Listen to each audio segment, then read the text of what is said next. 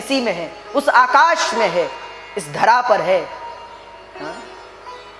इसलिए हमारे शास्त्र कहते हैं कि ये वृक्ष भगवान के रोम हैं, नदियां नाड़ियां हैं, पाताल भगवान का चरण है, आकाश भगवान का मुखमंडल है। ये सब भगवान है। हमारे शास्त्र कहते हैं कि सहस्त्रशी रखा पुरुषः सहस्त्राक्ष सहस्त्रपात, जिसके 1000 हाथ हैं 1000 पैर है। कभी ऐसा आदमी देखा जिसके 1000 हाथ हैं 1000 पैर है? देखा कभी? तो ऐसा व्यक्ति हो सकता है जिसके 1000 हाथ हैं? बोले हाँ। इस संसार में ये जो हजारों लोग हैं, इन सबके 2-2 हाथ हैं। हजारों लोगों के कितने हाथ हुए? ये सृष्टि जगत ही जगदीश है। भगवान कहते माँ, इसलिए इस जगत में आए हो तो पुनरपि जननम पुनरपि मरणम पुनरपि जननी जठरे शयनम। इसीलिए भज गोविंदम गोविंदम भज मूढ़मते। भगवान शंकराचार्य कहते हैं अंगम गलितम पलितम मुंडम दशन विहीनम जातम तुंडम वृद्धो याति गृहीत्वा दंडम तदपि न मुंचत्याशा पिंडम। शरीर मर गया पर मैं न मरा।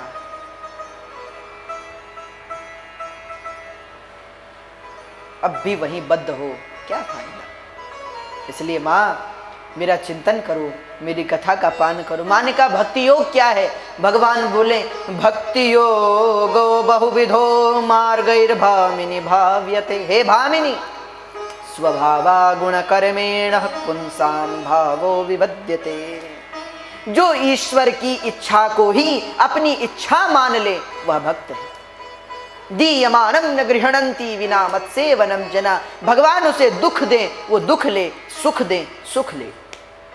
और भगवान तो कहते मेरे भक्तों को जब वो मांगते हैं तो मैं नहीं देता, और जब मैं उन्हें देता हूं तब वो लेते ही नहीं। दीयमानम न गृहणंती विना मत सेवनम जना।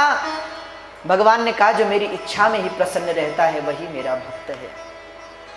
अगर तुम प्रेम भगवान से करते हो, भक्ति योग को मानते हो, तो प्रेम का अर्थ क्या है? हमें पता ही नहीं कि प्रेम का अर्थ क्या है। किसे कहते हैं प्रेम? प्रेम में तत्सुख का विचार किया जाता है। उसमें यह नहीं देखा जाता कि मुझे कितना फायदा होगा, उसमें यह देखा जाता है कि मेरे प्रेमी को कितना फायदा होगा। जब भगवान मथुरा जा रहे थे तो गोपियों ने कुछ देर रोका, तो राधा जी ने कहा, रे गोपियों क्यों रोकती हो? अगर तुम कृष्ण से प्रेम करती हो, अगर इसे मथुरा जाने में प्रसन्नता है तो हमें भी प्रसन्नता है, हम नहीं रोकेंगे, जाओ। प्रेम वही है जिसमें तत्सुख का विचार हो। अगर वह चाहता है कि हम सुखी रहें तो सुखी रहें, वो चाहता है दुखी रहो तो दुखी रहे, उसके सुख में ही सुखी, उसके दुख में। इसलिए माँ वही भक्त है। एक बार की तो कथा है कि गुजरात में भगवान स्वामी नारायण की बहुत पूजा होती है। हमसे भी काफ़ी लोग वहाँ से जुड़े हुए हैं, बल्कि एक स्वामी जी भी है जानने वाले वहाँ से, श्री नीलकंठ स्वामी जी। बहुत हमने देखा कि संत का वैसा स्वभाव होना चाहिए, एक स्वभाव जो हमने सुना है, तितिक्षवः करुणिका सुहृदा सर्वदेही, वो हमें उनके अंदर देखने को मिला। तो एक दिन हमें सुना रहे थे कि भगवान स्वामी नारायण के एक बहुत अच्छे भक्त थे। एक भगवान नारायण के ही अवतार थे भगवान स्वामी नारायण। तो उनके एक भक्त थे, शिष्य थे, उन्होंने एक बहुत सुंदर पुस्तक लिखी, कई वर्षों की मेहनत थी। तो भगवान को देखते हुए कहा, प्रभु मैंने बहुत मेहनत से लिखी, आप इसे पढ़िए। भगवान ने कहा वो कुआं है, उसमें फेंका। अच्छा, हम लोग होते तो क्या कहते? हम लोग कहते कैसे बात करते हैं, ये पागल हो गए, इतनी मेहनत से लिखी और कहते कुएं में फेंक दो। पर उनका स्वभाव देखो, वो गए, वो पुस्तक कुएं में फेंक दी। किसी ने पूछा कि तुम्हें दुख नहीं होता, इतनी मेहनत से तुमने लिखी और ये बोले कुएं में फेंका, और तुम भी इतने बड़े मूर्ख कुएं में फेंका है। तो वो बोले कि हमने ये पुस्तक उन्हें प्रसन्न करने के लिए लिखी थी। अगर उन्हें ये पुस्तक पढ़ने में प्रसन्नता होती है तो वैसे, उन्हें फेंकने में प्रसन्नता होती है तो वैसे। हमें तो प्रसन्न करना है, इससे मतलब नहीं कि उसे फेंकते हैं, पढ़ते हैं, क्या करते हैं, उनकी मर्जी। अगर उनकी प्रसन्नता इसे फेंकने में है तो लो फेंक दिया। तो भक्त का ये स्वभाव है, वो भगवत्ता में ही सुखी रहे, जगत का भान न रहे। कपिल देव जी बहुत अच्छा सांख्य शास्त्र का उपदेश करते हैं। कपिल देव जी ने अंत में एक ही बात कही कि सर्वधर्मान् परित्यज्य मामेकं शरणं व्रज अहं त्वा सर्व पापेभ्यो मोक्षयिष्यामि मा शुचः। सब धर्मों को छोड़कर भगवान की शरण में जो चला जाता है वह सब ऋणों से उऋण हो जाता है, उसके ऊपर फिर कोई ऋण नहीं रहते, वह सब ऋण से उऋण हो जाता है। माँ आदि भगवत स्मरण करो। यहाँ माँ देवहूति ने अपने ही पुत्र भगवान कपिल देव की स्तुति की। माँ देवहूति सिद्धिदा नदी में परिणित हो गई और भगवान कपिल देव आश्रम में से नमस्कार कर कर माँ को और ये कहकर कि भगवान का स्मरण करते रहना, सिद्ध भगवान कपिल देव गंगा सागर की ओर प्रस्थान कर गए। कपिलोपी महायोगी, कपिलोपी महायोगी भगवान पितुराश्रमात् मातरं समनुज्ञात्वा प्रागुदीचिं दिशं ययौ। चल पड़े गंगा सागर की ओर कपिल देव भगवान और वहां जाकर तपश्चर्या करने लगे। तो इस प्रकार कपिल देव भगवान का चरित्र तृतीय स्कंद में आया। तो कपिल चरित्र की कथा सुनाई, माँ देवहूति की कथा सुनाई। तो आइए, समय भी हो गया है, इसी भाव के साथ आज की कथा को भी विश्राम करते हैं और जोर से जयकारा करेंगे।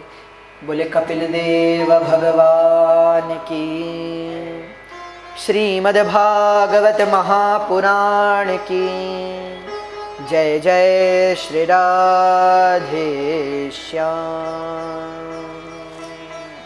आइए आरती की ओर बढ़ेंगे।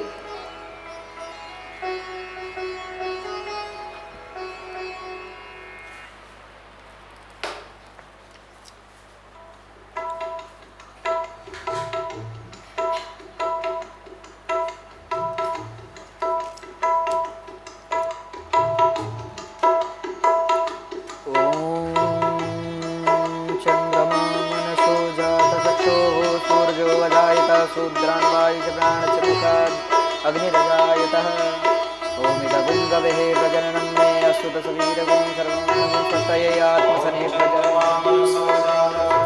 सूर्यो अजायत शूद्रान् प्राणस्य मुखादग्निरजायतः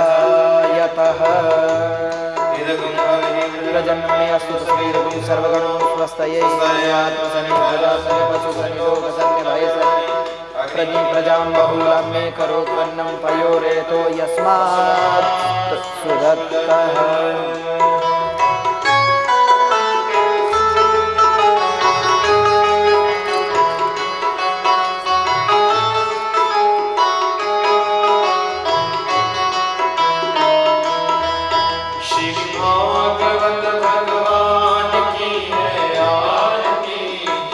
पापियों को पाप से तारती, भागवत भगवान की आरती।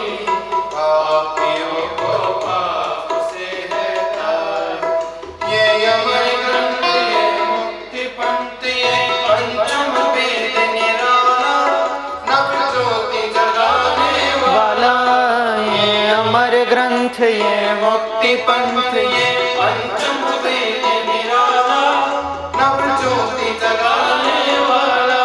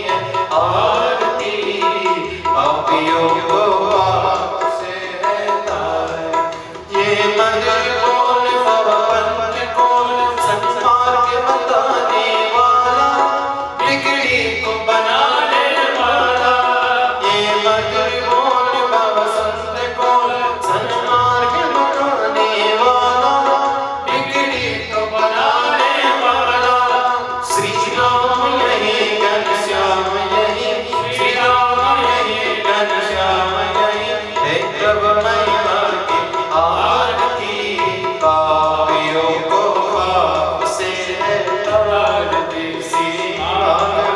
भगवान की है आरती, पापियों को पाप से है आरती। कर्पूर गौरम करुणावतारम संसार सारम सदा वसन्तं हृदयारविन्दे भवानी सहितं नमामि। श्रीकृष्ण गोविंद हरे मुरारी, हे नाथ नारायण वासुदेवा, हे बद्रीनारायण वासुदेवा, हे नारायण वासुदेवा। ओम हरि ओम।